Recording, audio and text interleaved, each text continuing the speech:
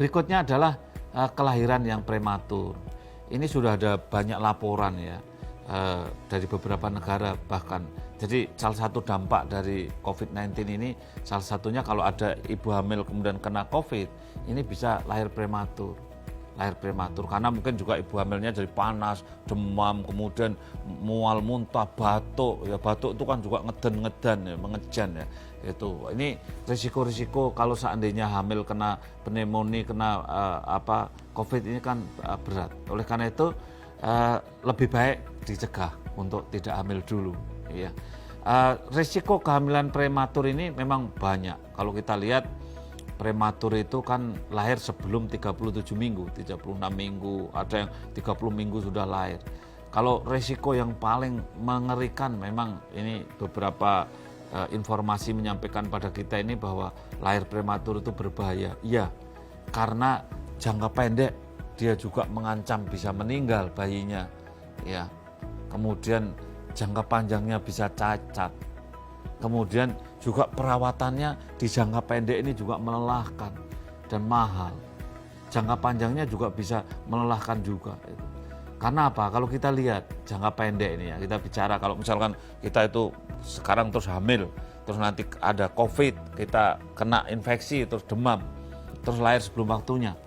Maka risiko lahir sebelum waktunya itu, bayi yang lahir sebelum waktunya itu memang prematur ini suhu tubuhnya belum bisa mengatur diri sendiri. Sehingga bayi yang prematur suhu tubuhnya harus dikendalikan. Makanya dimasukkan yang namanya inkubator. Kemudian paru-parunya itu belum matang, belum selesai membentuk paru-paru. Masih kekurangan zat namanya surfaktan. Sehingga paru-paru yang belum matang itu harus dirawat di inkubator, kasih surfaktan, dikasih obat-obat ada namanya kortikosteroid dan sebagainya. Nah, ini dalam rangka untuk mematangkan paru-paru. Napasnya belum berfungsi. Ya, dirawat dengan biaya yang tidak murah. Jantung, ada bayi yang jantungnya itu sekatnya itu belum menutup sehingga masih bocor antara sekat kanan sekat kiri. Ada atrium septal defect namanya. Yang ini kemudian bayinya kalau nangis biru. Nah ini juga karena jantung ada yang belum sempurna. Ya. Kemudian juga sering menjadi darahnya, sel-sel darah merahnya pecah di dalam tubuhnya bayi yang prematur ini. Sehingga akhirnya anemi dia. Dan kuning, sehingga bayi yang prematur itu cenderung terjadi ikterik atau kuning. Dan kemudian juga akhirnya bisa kejang. Ya. Ini dampak-dampak jangka pendek ini bisa kuning, kejang, bisa mudah terjadi perdarahan otak. Ya, bayi yang lahir sebelum waktunya itu. Pencernakannya juga belum sempurna. Jadi mudah terjadi NEC itu, NEC itu necrotic enterocolitic ya. Jadi terjadi saluran pencernakannya itu mati itu, pembuluh darahnya belum sempurna, kemudian kemasukan susu harus bergerak ternyata kemudian bisa terjadi kematian salah satu bagian dari usus itu. Sehingga terjadi nekrotik ya di saluran pencernakan. Ini yang sering menimbulkan kematian juga. Makanya orang-orang dulu itu sering ngasih makan bayi pada lahir langsung dikasih makan, ini kan berbahaya karena bisa menimbulkan nekrotik enterokolitik. Jadi ususnya terjadi nekrotik, mati, membusuk ususnya. Ya. Nah, berikutnya juga metabolisme tubuh sendiri juga belum bagus prematur itu. Sehingga banyak bayi yang belum bisa mengatur kadar gula darah tubuhnya sendiri. Sehingga suatu saat dia hipoglikemi, pingsan dan sebagainya. Karena memang metabolisme belum bagus. Nah juga yang lagi-lagi yang lebih penting adalah imunitasnya belum bagus, daya tahan tubuhnya belum baik. Sehingga kena apa sedikit sakit, Gitu. Nah kalau kena COVID kan juga berbahaya juga ya. Jadi, nah oleh karena itu kita cegah jangan sampai kita hamil, kemudian jangan sampai kita ini lahir prematur gitu ya. Jadi ini yang terakhir, dampak dari lahir prematur itu sebetulnya ada jangka panjangnya.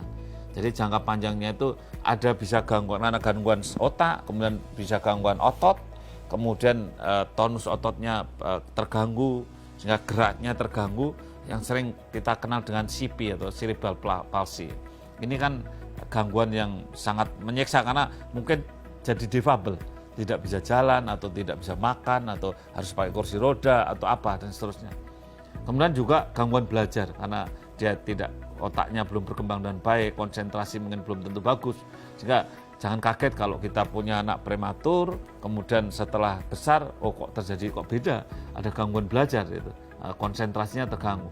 Juga ada yang organ telinganya ini terjadi gangguan ya, sehingga akhirnya pendengarannya beda. Kemudian ada juga penglihatan ya, penglihatan ada yang terganggu ya. Saya punya pengalaman pribadi nih karena anak saya ada yang prematur, ternyata penglihatannya terganggu, penglihatannya agak juling-juling sedikit gitu ya. Ini karena prematuritas juga ya. Kemudian gangguan-gangguan yang lain seperti katakanlah gangguan gigi itu juga terjadi gangguan gigi. Kemudian terjadi gangguan ya, kalau otak jelas ya, itu nomor 5 itu sebenarnya gangguan otak itu ya. Gangguan otak itu jelas, pertumbuhan otak itu memang bisa terganggu, saraf dan otak. Kemudian gangguan gigi juga bisa terganggu. Kemudian perilaku psikososialnya juga akhirnya terganggu karena ada gangguan psikologisnya ya.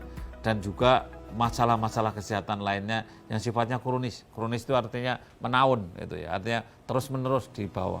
Kalau akut itu hanya sekarang saja ya, yang sekarang. Tapi kalau kronis yang bertahun-tahun ada. Nah, itulah Bapak Ibu sekalian, saudara sekalian yang saya hormati, saya sekali lagi mengingatkan, jangan ada kehamilan yang tidak terencana. Jangan hamil kalau tidak penting-penting amat ya. Dan di masa pandemi ini lebih bijak kalau seandainya kita tunda dulu kehamilannya. Insya Allah nanti kalau pandemi sudah berlalu masih bisa merencanakan untuk kehamilan yang lebih sehat. Dan tentu kita ingin anak-anak kita juga anak-anak yang sehat, yang cerdas, dan keluarga kita menjadi keluarga yang bahagia, sejahtera, dan berkualitas. Terima kasih, semoga semuanya sehat di masa pandemi ini dan tetap jaga physical distancing dan juga jaga kebersihan dan juga jaga nutrisi atau makanan yang sehat agar stamina kita menjadi lebih baik. Terima kasih. Wassalamualaikum warahmatullahi wabarakatuh.